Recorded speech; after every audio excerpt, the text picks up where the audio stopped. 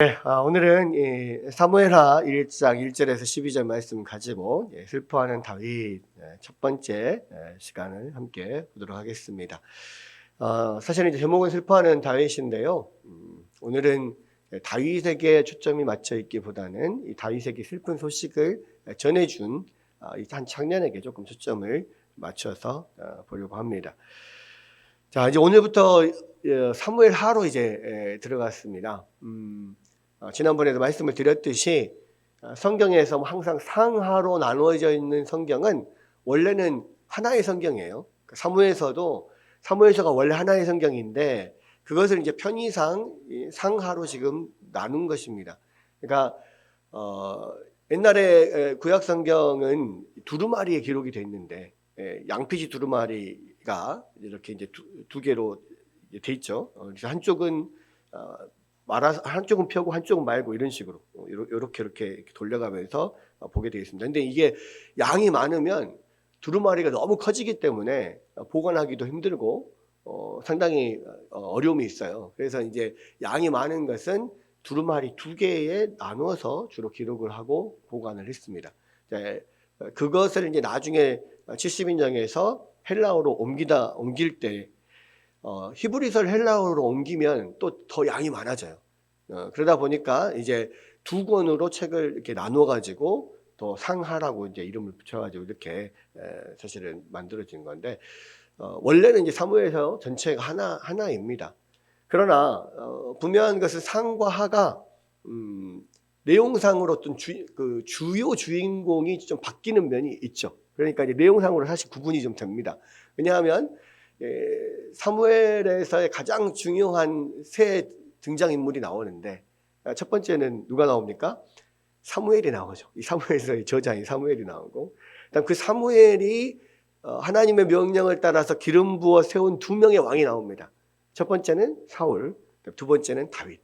그래서 이제 사무엘상은 사무엘의 처음 어렸을 때 사무엘이 태어나면서부터 시작해서 사무엘이 사사로 또 선지자로 커서 이스라엘 백성들에게 그런 선지자의 사명을 감당하는 것이 앞부분이 나오고 그 다음에 이제 하나님의 명령에 따라서 또는 이스라엘 백성들의 요구에 따라서 첫 번째 왕 기름 부어 세운 왕이 나옵니다. 그게 사울이죠. 근데 사울은 사실은 하나님께서 기뻐하시는 하나님께서 원하시는 그런 왕이 아니었어요. 왜냐하면 하나님께서 온전히 원하시는 왕은 왕이지만 자기 마음대로 다스리는 왕이 아니라 하나님의 뜻에 순종하면서 하나님의 뜻대로 다스리는 왕.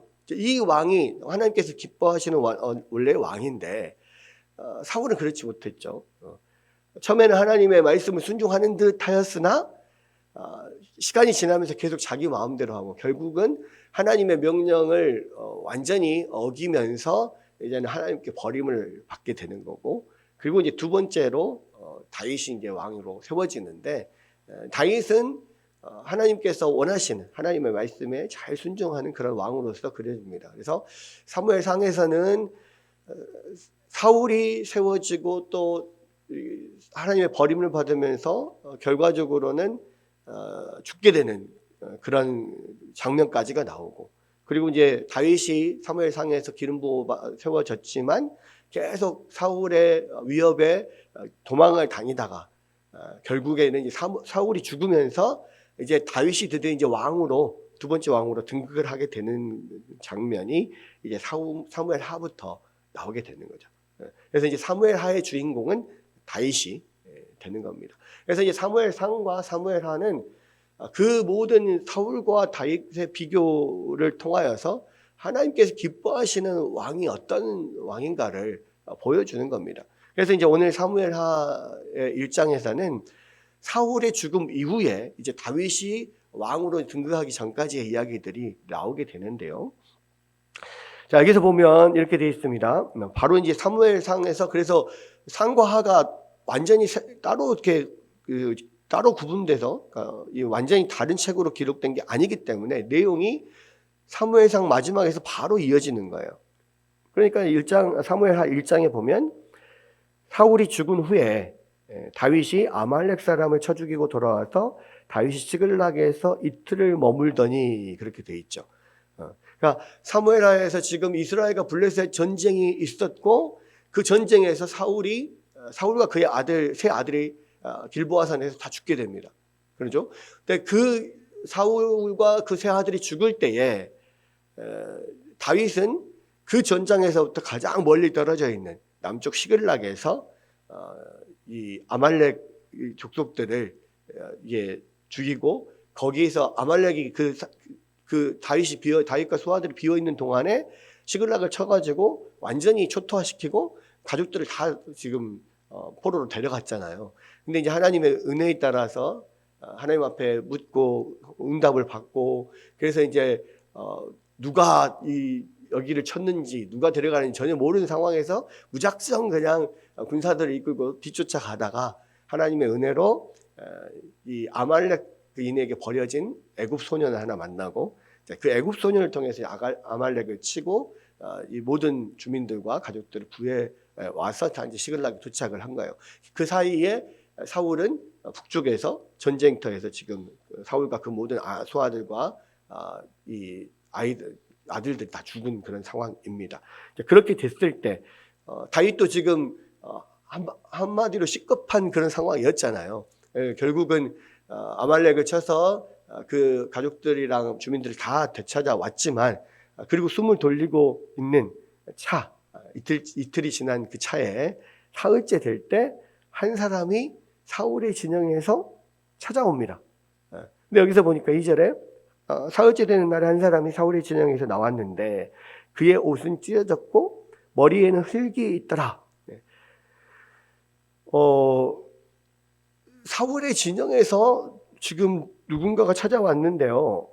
옷이 찢어져 있고 머리에는 흙이 있어요. 그러니까 이게 사실은 이 복장 자체가 이 사람이 지금 별로 좋지 않은 소식을 가져왔다는 것을 보여줍니다. 왜냐하면 그 전에 블레셋과의 전쟁에서도 홈리와 비느하스가 언약궤를 메고 나가서 대패하고 언약궤 뺏기고 그 이야기를 전해주러 온 사람의 복장이 그때도 흙으로 완전히 가득하고 옷이 막 찢어져 있었거든요. 근데 이게 그만큼 고생해서 그런 면도 있겠지만은 사실은 이제 이스라엘 사람들의 어떤 그런 풍습상 안 좋은 일, 슬픈 일이 당했을 때 보통 옷을 찢고 머리에 재를 뒤집어 쓰고 뭐 이렇게 대성통곡을 하고 뭐 이렇게 하거든요. 그러니까 이게 하나의 슬픔의 표현입니다. 그러니까 이 사람이 전령이 전쟁터에서 소식을 가지고 왔는데 그 겉모습이 벌써 슬픔의 표시를 하고 왔어요. 그러면 그 이야기는 뭐예요? 안 좋은 소식을 전한다는 이야기죠. 그렇게 이제 그런 복장으로 와서 그가 다윗에게 나와 땅에 엎드려 절하되. 근데 이게 참 희한해요. 왜 그러냐면 지금 이제 다윗은 사실은 이스라엘 편에 있는 게 아니거든요. 실제로 이제 지금 외관상으로는 그 마음은 이스라엘에 있지만 실제로 외관상은 블레셋에 지금 망명해 와 있단 말이에요. 그러니까 어찌 보면 블레셋과 이스라엘이 전쟁을 했을 때 겉에서 보기에는 다윗은 블레셋 편인 거예요. 근데 이상하게 사울의 진영에서 전쟁의 어떤 소식을 가지고 지금 오는 겁니다. 그럼 이상한 거죠. 지금 그러니까 이 소식을 가져온 사람은 사울의 수하나 사울과 관계된 사울 편에서 온 것은 아니에요. 그리고 다윗이 지금 블레셋의 망명에 있다고 하더라도 그 속마음은 이스라엘을 향해 있다는 것을 어느 정도 알고 있는 사람이죠. 어떻게 알았는지는 모르겠습니다. 그리고 이제 뒤에도 보면은 이 사람이 구체적으로 어떤 사람인지 누군지 전혀 알 수가 없어요. 근데 분명한 건 이 사람은 다윗이 분명히 블레셋의 망명에 있는 상태지만 이스라엘의 기름 부음 받은 자로서 다음 이스라엘 왕이 될 것을 알고 있는 사람이에요.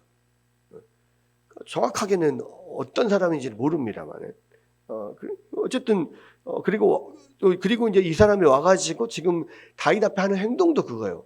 뭐냐면 다윗에게 나와서 땅에 엎드려 절을 하면서 전쟁의 소식을 전하거든요. 그럼 이거는 무슨 태도냐면 왕을 대하는 태도예요.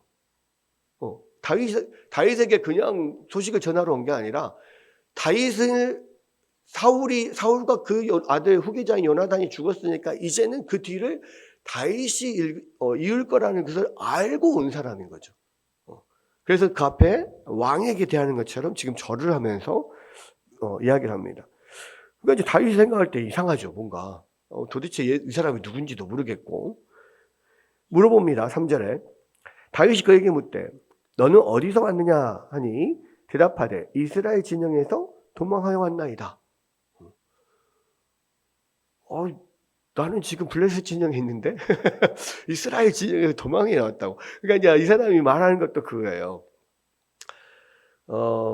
이스라엘 진영에서 그냥 이렇게 전쟁을 피해서 왔다 뭐 이것도 아니고 도망하여 나왔다 그랬거든요. 그러니까 지금 이 사람이 누군지는 모르지만 하는 행동들을 보면 굉장히 교묘하게 어떤 그 계략을 짜고 나름대로 계속 다윗의 마음에 좀 들 만큼 그런 행동을 계속 하는 거예요. 다윗을 왕으로 인정하는 모습이라든지 또 다윗이 정말 궁금해할 만한 소식을 가지고 온 거라든지 또 이스라엘 진영에서 도망을 왔다고 하면 지금 다윗의 입장이 뭐냐면 다윗의 입장도 이스라엘 사울의 그 눈을 피해서 도망 나온 상황이잖아요. 도망자의 상태예요. 그러니까 자기도 그 이스라엘 군에서 도망 나왔다라고 하면서 나름대로 이 다윗과의 어떤 동질감을 표현하는 거죠. 그러니까 계속 그런 행동하는 것과 말하는 것과 이런 것들이 뭔가 다윗의 호감을 사려고 하는 그런 행동을 지금 계속 보여주고 있는 겁니다. 굉장히 주도 면밀한 그런 계획 가운데서 지금 그렇게 하고 있는 거예요. 그러니까 이스라엘 진영에서 도망하여 나왔다. 지금 몸가짐이나 이런 겉모습이 좋은 소식을 전하는 것 같지는 않아요. 근데 지금 다윗의 입장에서는 블레셋과 이스라엘 전쟁에서 정말 너무너무 굉장히 지금 다윗의 입장에서 곤란한 상황 가운데 어쩔 수 없이 블레셋 편에서 자기가 싸워야 되는 그런 상황에서 하나님께서 은혜를 베푸셔서 블레셋 방백들의 반대로 지금 그 전장에서 멀리 떨어져 지금 와 있잖아요. 시글락에 남쪽에 내려와 있습니다. 그런 상황에서 다윗은 궁금했을 거예요. 이 전쟁이 지금 어떻게 됐을까? 또 전쟁에서 사울과 그 아들, 특별히 자기의 정말 베스트 프렌드인 베프인 요나단은 어떻게 됐을까? 이런 거 굉장히 궁금했을 거예요. 그리고 이미 3일이 지났잖아요. 그러니까 분명히 이 블레셋과 이스라엘이 막 전투가 벌어지고 3일이 지났으니까 무언가 결론이 났을 것 같은데 궁금하는데 소식은 모르는 그런 상황인 거예요. 그런데 마침 이스라엘 군 진영에서 한 청년이 와서 그 소식을 전한 겁니다. 궁금하죠. 그러니까 어떻게 됐느냐 물어봐요. 너는 내게 말하라. 그러니까 그가 대답하되 군사가 전쟁 중에 도망하기도 하였고 무리 가운데 엎드러져 죽은 자도 많았고 사울과 그의 아들 요나단도 죽었나이다 하는지라. 그러니까 이제 이 이야기도 그러니까 이 사람이 굉장히 주도 면밀하다고 느껴지는 게 뭐냐면 처음에는 전체적인 전황. 그러니까 이스라엘 많은 군사가 전쟁 중에 지금 도망갔습니다. 이건 뭐예요? 패퇴해서 도망갔다는 이야기예요. 이스라엘이 졌구나. 그 다음에 보니까 그 전쟁 중에 많은 사람들이 무리 가운데 엎드러져 죽은 사람들이 많았다. 그랬으면 전사자들도 많았다. 그러면은 그 왕인 사울과 그 친구 요나단은 어떻게 됐을까? 궁금하죠. 그러니까 지금 이 사람이 그 다음에 말한 게 사울과 그의 아들 요나단도 죽었나이다 이렇게 이야기를 해요. 그러니까 지금 다윗의 어떤 관심사를 정확하게 알고 있는 거예요. 이 사람이 누군지는 모르지만 참 대단한 사람이에요. 그리고 그 다윗의 관심을 확 끌을 만큼의 어떤 그런 언변도 가지고 있다는 것을 볼 수가 있죠.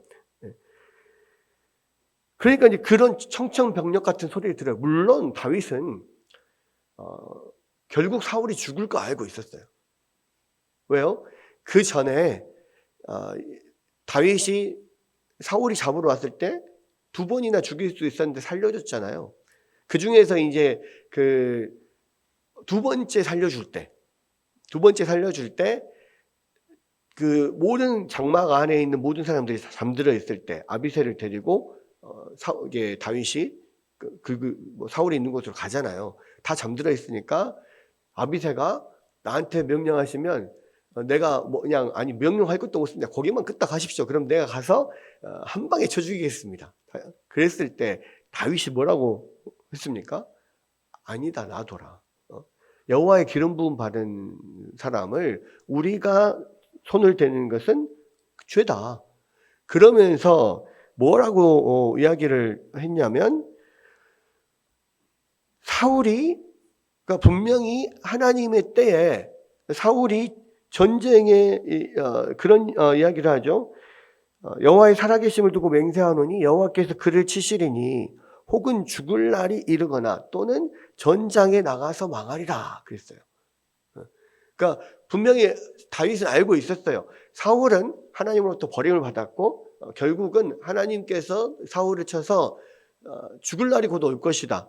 또 아니면은 어떤 상황에서 죽든지 아니면 전쟁에 나가서 전쟁에서 져서 죽든지 분명히 그런 날이 올 거라고 다윗은 이미 알고 있었습니다. 이제 그렇기 때문에 어찌 보면 약간 사람이 그런 감이 있잖아요. 어쩌면 이번 전쟁에서 사울이 죽을 수도 있겠다. 약간 이런 마음들이 있었을 수도 있습니다. 그러니까 물어본 거죠. 물어봤는데 아니나 다를까 사울과 그의 아들 요나단이 죽었다. 전쟁 중에.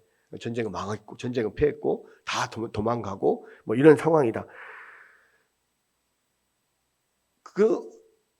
그냥 알고는 있지만 그냥 예상은 하고 있지만 실제적으로 그런 일이 닥쳤을 때 알고 있었다고 해서 그 소식이 괜찮은 것은 아니거든요. 청천벽력 같은 소리가 들린 거죠. 언젠가는 그런 날이 있을 줄 알았지만 지금 이 시점에서 정말로 죽었다고 어떻게 이제 알고 싶어 하죠. 그러면서 뭐라고 이야기합니까? 그럼 청년에게 묻되 사울과 그의 아들 요나단이 죽은 줄을 네가 어떻게 하느냐? 그러니까 믿지를 못하는 거예요. 죽었다는 소문을 들었는데 네가 그냥 단순히 어디서 들은 소문이냐? 네가 그것을 정확하게 확신을 가지고 말할 수 있냐? 아니면 네가 봤냐? 이게 정말 정확한 소문이냐? 이 소식이냐? 이걸 물어보는 거예요. 그러니까 뭐라고 합니까?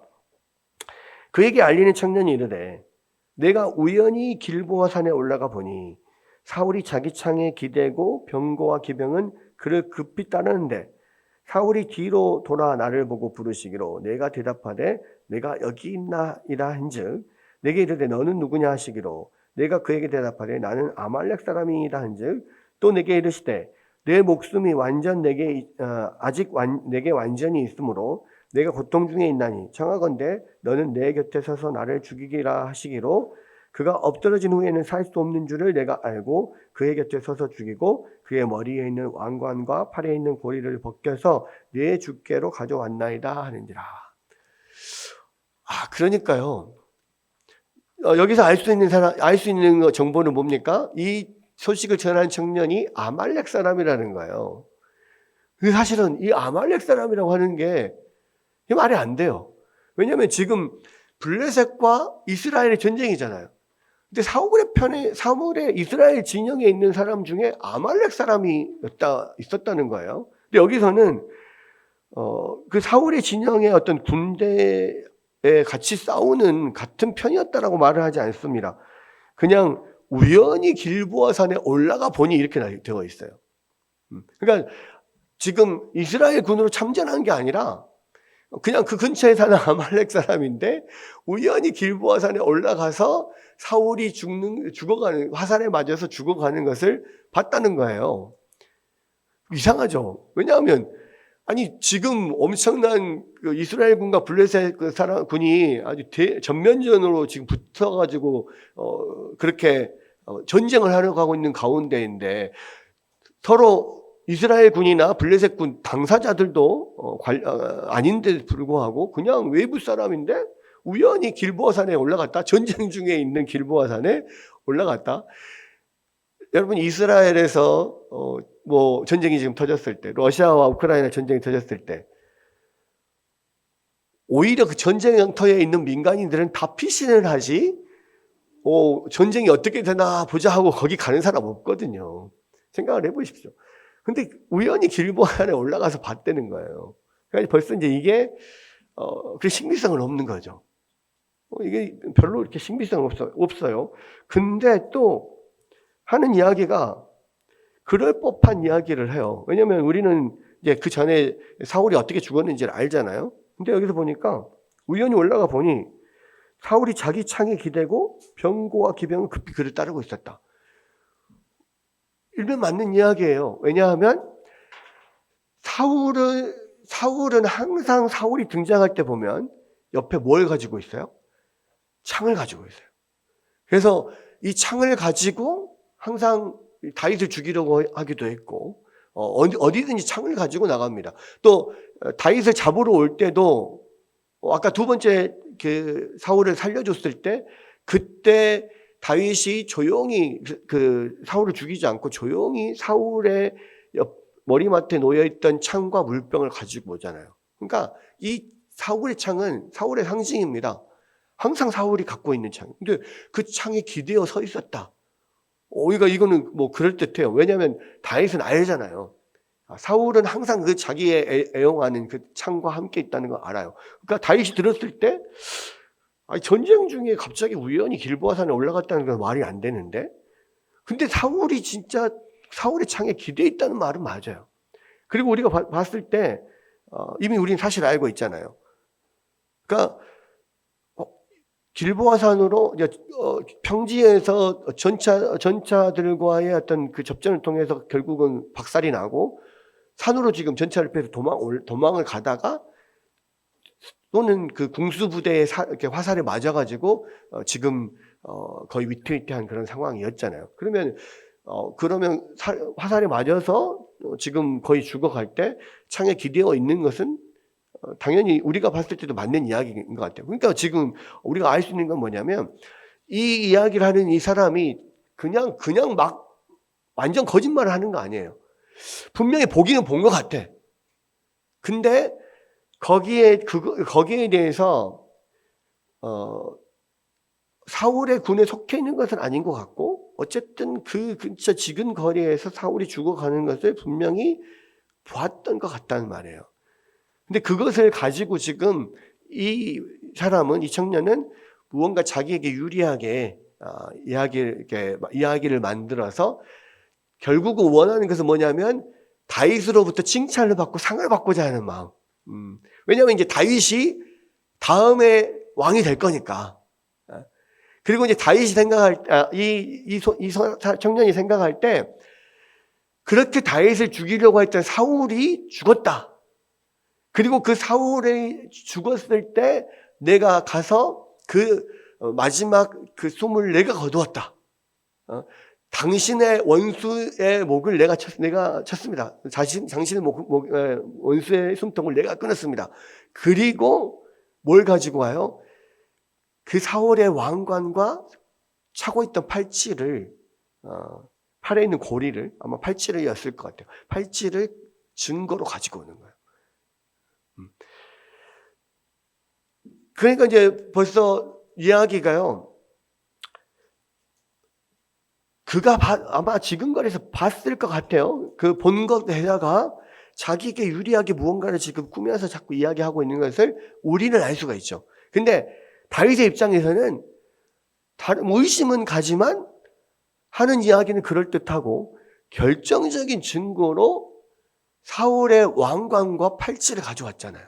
그러니까 사울의 왕관과 팔찌는 다윗이 잘 알고 있는 거예요. 왜냐하면 다윗이 사울 옆에 있을 때 사실은 사울의 무기든 자, 사울의 가장 옆에 있던 전속부관이었잖아요. 그러니까 모든 걸 압니다. 사울의 주 무기가 창이라는 거, 그가 쓰고 있던 왕관, 그가 쓰고 있던 차고 있던 팔찌 다 알아요. 근데 그걸 증거를 가지고 오고 본대로 자기가 봤다라고 이야기를 하니까 맞구나. 진짜로 이것은 어디서 그냥 들은 소문이 아니라 얘가 본 게 맞구나.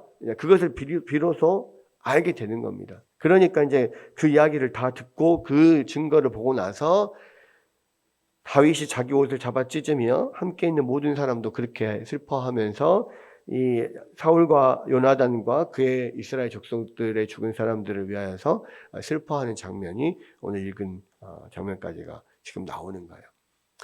그런데 제가 이제 이 다윗이 슬퍼하는 면들은 이제 뒤에 더 나오는데 오늘은 좀 살펴보고 싶은 게 뭐냐면 이 아말렉 청년이에요. 이 아말렉 청년. 이 아말렉 청년이 왜 그럼 거기에 있었을까? 뭐 성경은 정확하게 말하지 않으니까 잘은 모릅니다. 근데 분명히 지근거리에 있어서 그것을 본 거예요. 그리고 그것을 자기가 뭔가 자기에게 유리하게 각색을 해서 다윗으로부터 어떤 포상을 받고자 했고 자기 왕 앞에 뭔가 잘 보이려고 했던 그런 면들이 보이는 거예요. 근데 우리가 이제 추정할 수 있는 것은 뭐냐면 이 아말렉은요, 창세기에 보면 에돔 족속이죠. 에서의 손자가 아말렉입니다. 그래서 에서의 손자가 아말렉이어서 사실은 이 아말렉 족속들은 크게 보면 에돔 족속에 속해 있는 거예요. 에돔 족속의 한 분파라고 생각을 할 수가 있습니다.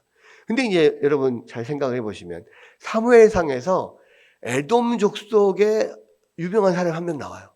누군가요? 놉당에서 제사장들에게 다윗이 그곳에 방문해서 아히멜렉에게 빵을 좀 달라. 그래서 빵을 얻어먹고 또 무기를 달라. 그래서 거기에 보관되어 있던 골리앗의 칼을 주어서 그것을 가지고 갔잖아요. 그것을 누가 봤어요? 에돔 사람 도액이 봤습니다. 그렇죠? 에돔 사람 도액이 봐가지고 그것을 사울에게 밀고 하잖아요. 결국은 사울이 그 말을 듣고 이 놉당에 가서 그 제사장들 다 모아놓고 왜 나의 대적 다윗을 도왔냐 해가지고 괘씸죄로 그 제사장들 85명을 다 죽입니다. 그랬을 때 신하들에게 저 제사장들 죽여라 했을 때 아무도 제사장에게 손을 대려고 하지 않았어요. 왜? 하나님의 일을 하는 하나님의 제사장, 하나님이 기름 부어 세운 제사장을 내가 손댈 수가 없잖아요. 왜냐면 하나님을 두려워하기 때문에 하나님이 세우신 제사장을 손댈 수 없는 거예요. 근데 이 도액은 에돔 사람이기 때문에 하나님을 믿는 믿음이 별로 없어요. 그리고 더 사울에게 잘 보이려고 그걸 밀고를 했고 거기에 대해서 자기가 더 전공을 세우기 위해서 도액에게 이야기를 하니까 딱 제사장도 죽였지 않습니까? 그래서 우리가 추정할 수 있는 것은 뭐냐면 도액이 에돔 사람이니까요. 그럼 도액을 비롯한 많은 도액의 친지들이나 뭐 도액 주변의 사람들이 도액을 통하여서 사울에게 함께 있었을 것이다 라는 생각이 들고 아마도 이 아말렉 청년 자기가 아말렉 사람이다라고 이야기하는 것은 지금 현재 아말렉 족속에 속해 있는 그러한 사람이 아니고 그 이스라엘에 거주하고 있던 도액과 같이 그냥 거주하고 있던 함께 있던 그런 아말렉 출신의 사람이었을 것이다. 만약에 그렇다면은 사울의 지근거리에서 같이 있으면서 사울이 죽는 것을 분명히 볼 수 있는 그런 위치에 있을 것이다. 이렇게 추정할 수 있습니다. 그러나 분명한 것은 성경에서 이 사람이 누군지 뭐 정확하게 말은 하지 않고 있어요. 그러나 앞뒤 전체적인 맥락들을 좀 살펴보자면 그런 정도의 사람이어서 그 현장에 있었을 거다 이렇게 보는 겁니다. 그런데 이제 문제는 뭐냐면요, 이 아말렉 사람이 하나님을 믿는 믿음이 없었기 때문에 이 다윗이 어떤 사람인지를 정확하게 알지를 못한 거예요. 그러니까 그동안에 봤던 왕은 사울 왕이잖아요. 사울 왕은 하나님이 선지자를 통하여 기름 부은 왕이지만 하나님의 뜻에 온전히 순종하는 왕이 아니었어요. 그러니까 그 하는 행동이 일반적인 다른 나라의 왕들과 별 다를 바가 없었단 말이에요. 그래서 심지어는 하나님의 기름 부음 받은 다윗을 또는 하나님의 기름 부음 받은 제사장들을 그냥 눈 하나 깜짝하지 않고 죽이려고 했고 또 죽였던 그런 사람이죠. 그것을 보았기 때문에 자신의 대적이라고, 그러니까 보통 왕들은 자신의 대적이라고 한다면 뭐 남녀노소를 막론하고 뭐 아들이어도 자기에게 대적하면 다 죽이는 게 보통 일반적인 왕입니다. 그러니까 사울의 지근거리에서 그런 왕을 봤었으니까요.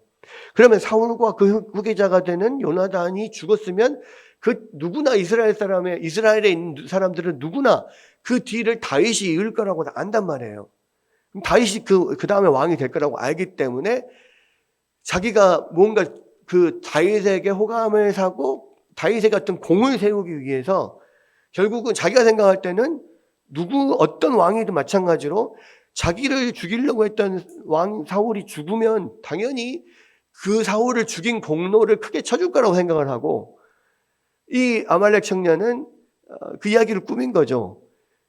우리가 아는 사실은 이 다윗이 사울이 죽을 때, 화살에 맞아서 죽어갈 때 자기 옆에 무기 든 자에게 나를 죽여라, 나를 죽여다오 이야기를 했는데, 무기 든 자가 여호와의 기름 부음 받은 자를 죽일 수 없다 해가지고 결국은 자기가 스스로 그냥 자기 칼에 자살을 하잖아요. 그리고 그 옆에 무기 든 자도 자기가 따라 죽습니다.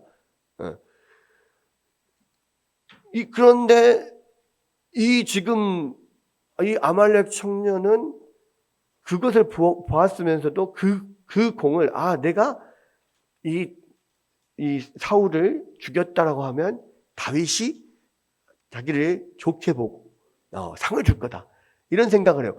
그것도 뭐 그냥 막 아무런 그런 정 없이 무정하게 막 무자비하게, 예를 들어서 사울을 죽였다 하면 또 안 좋아할 수도 있으니까, 나는 안 죽이려고 했는데 사울이 나보고 죽여주라고 했고, 그래서 어차피 사울은 죽을 건데 너무 고통스러워하니까 그 고통을 줄여주기 위해서 내가 자비로운 마음으로 어쩔 수 없이 죽여줬다, 이제 이렇게 포장을 한 거예요.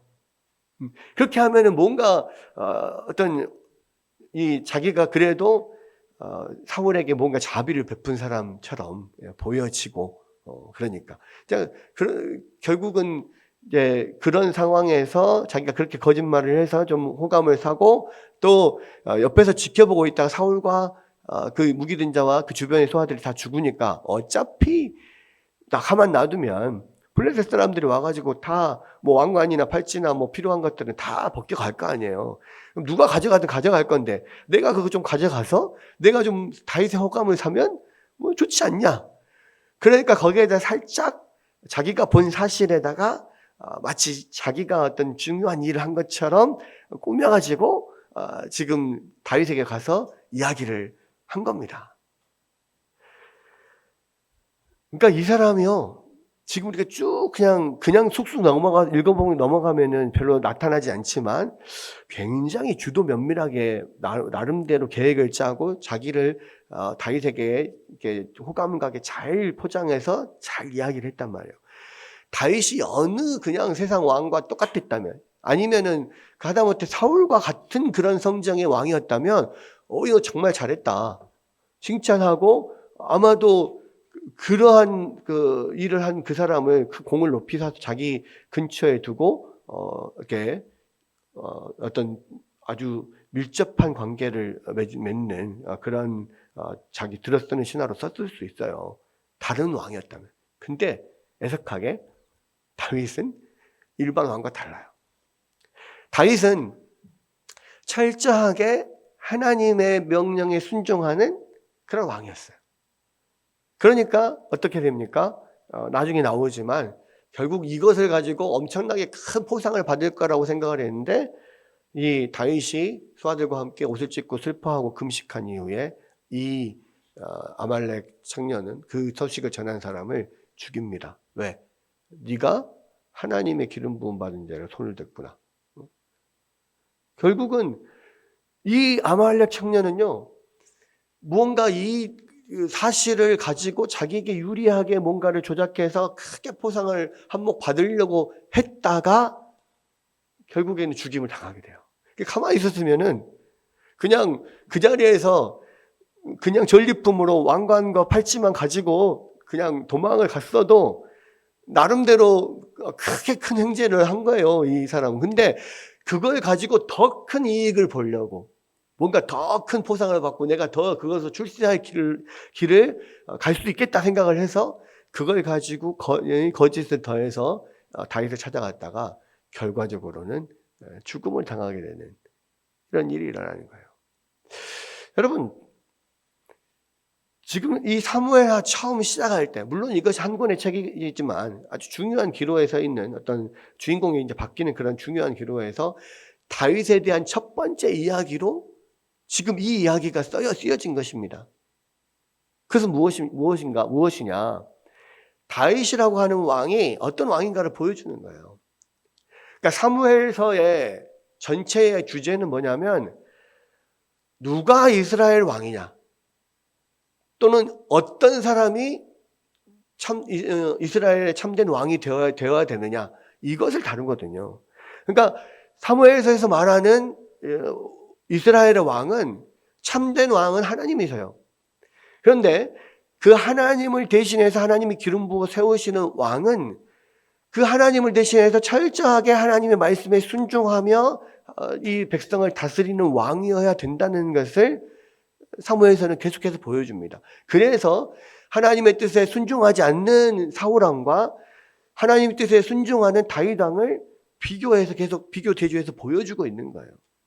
그리고 마지막에 사무엘하에도 다윗이 왕이 되어서 통치하면서도 다윗이 전적으로 하나님의 말씀에 순종하면서 다스릴 때와 또 나중에 말년에 하나님의 뜻을 거스르고 결과적으로는 하나님의 명령대로 하지 않을 때 어떤 일이 일어나는가를 사무엘하에서도 보여줍니다.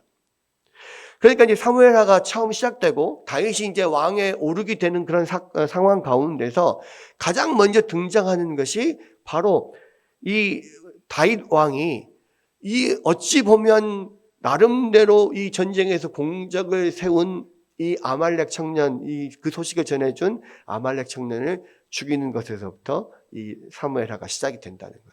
그것은 무엇입니까? 참된 왕, 이스라엘에서 하나님이 원하시는 참된 왕은 철저히 하나님의 말씀에 순종하는 왕이라는 거죠. 그리고 그 다윗 왕이 하는 이 행동은 사실은 다윗 왕이 하는 행동이지만 하나님의 성품을 그대로 반영하고 있어요.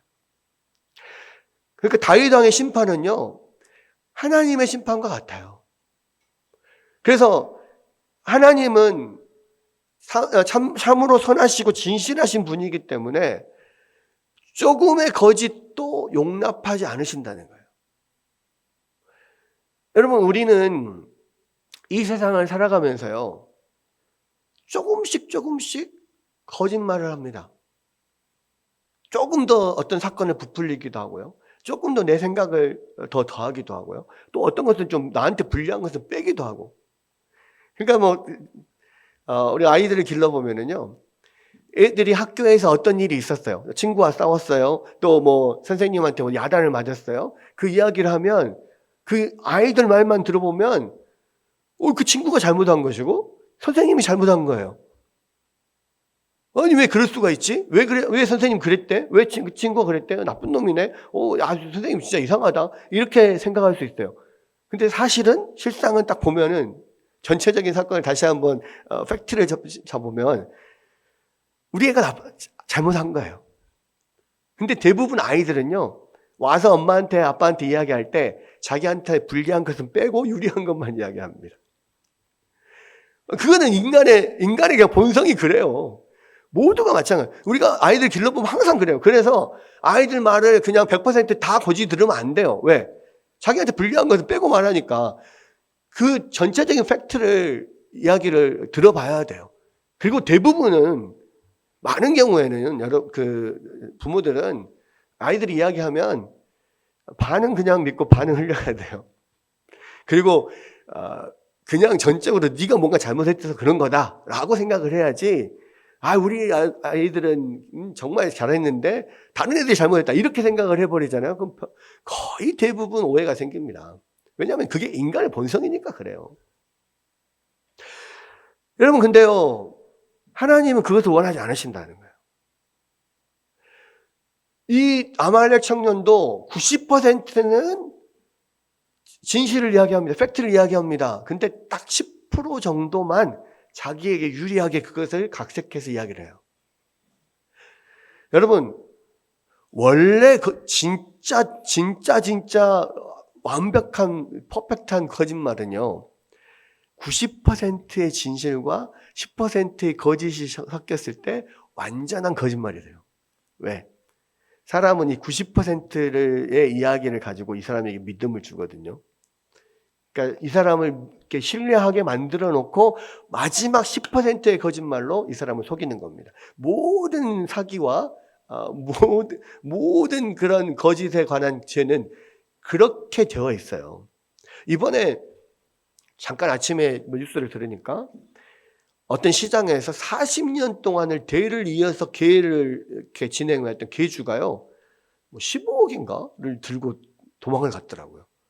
근데 40년을 그 계를 이어왔어요. 그러니까 이 시장 상인들이 다 거기에 포함이 돼 있는데 40년 동안을 아무 문제 없이 그것을 유지해 왔으니까 전적으로 신뢰하죠. 여러분, 그거를 40년 동안을 아무 문제 없이 이렇게 이어간다는 것이 보통 일이 아닙니다. 심지어는 그 계에 참여한 사람들이요, 대를 이어서 참여하기도 했어요. 어머니가 시작을 해가지고 그 아들, 딸이 그 시장을 이어받으면서 그 계를 그대로 이어서 하는 이들도 있었을 정도예요. 그런데 그 서는 사람이요, 마지막에 그냥 딱 아직도 안 잡혔대요.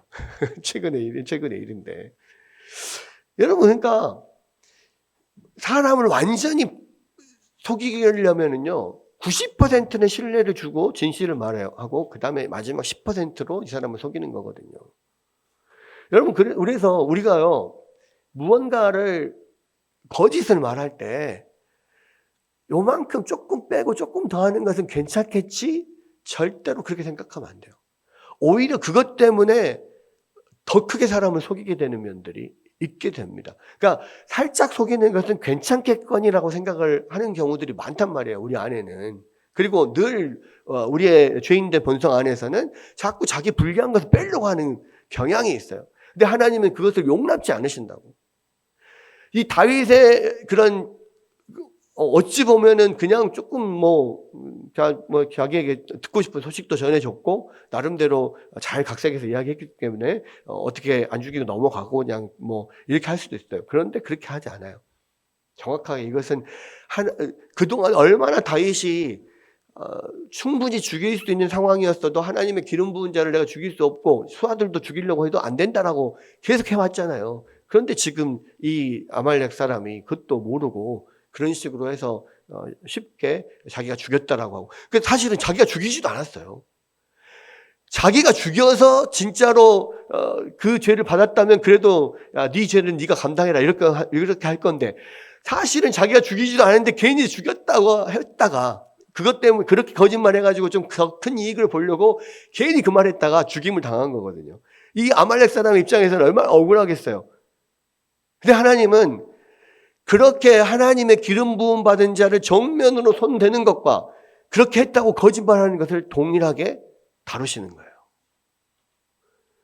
실제로 안 그러고 그냥 살짝 어떻게 좀 유리하게 해보려고 그 거짓말만 했는데요, 아니라고. 여호와의 기름 부음 받은 자를 손대는 것은 굉장히 큰 죄이지만, 그러나 그냥 그렇게 했다고 거짓말하는 것도 동일한 죄라고 지금 이야기를 하는 거예요. 여러분, 그래서 성경에 보면은요, 많은 죄악들이 나오는데요, 거짓을 말하는 것, 자꾸 진실을 왜곡하는 것, 이것에 대해서 성경은 굉장히 많은 경고를 합니다. 왜 그러냐면 거짓의 아비가 누구예요? 누가 거짓의 아비라고 합니까? 사탄이에요, 사탄. 인류의 죄는요, 사탄의 거짓에서부터 시작한 거거든요. 그래서 우리가 거짓말을 하잖아요. 그것은 우리가 사탄을 닮는 거예요, 계속. 그러니까 작은 거짓말을 우리는 뭐 쉽게 생각하는데 성경에서는 거짓말을 굉장히 크게 생각한다고요. 심지어는 그 거짓말 했다고 죽임을 당하는 이 일이 사무엘상 가장 처음에 등장을 하게 됩니다. 그것이 하나님의 성품이라는 것을 보여주는 거예요. 오늘 이 다윗이 그 사울과 그 요나단의 죽음을 듣고 슬퍼하는 그 장면을 통해서 사실은 먼저 첫 번째로 보고 싶었던 것이 바로 이 거짓에 관한 것입니다. 그래서 얼마나 우리가 이러한 거짓에 대해서 하나님 앞에 정말 경각심을 가져야 되는지를 보여주고, 이 땅에서 우리가 하나님의 어떤 뜻에 합당한 삶을 살고자 한다면 정말 우리의 말에 굉장한 주의를 해야 돼요. 여러분들, 우리 초등학생들도 학생들도 마찬가지예요. 거짓말하는 것은요, 사탄을 닮는 거예요. 여러분, 분명하게 자기의 어떤 유익을 위해서 또는 자기의 불리한 것을 감추기 위해서 거짓말을 하는 거, 이건 정말 하나님이 싫어하시는 거라는 거를 여러분 기억하시고, 정말로 하나님이 기뻐하시는 하나님의 뜻에 온전히 순종하는 여러분들 되기를 주의 이름으로 축원합니다.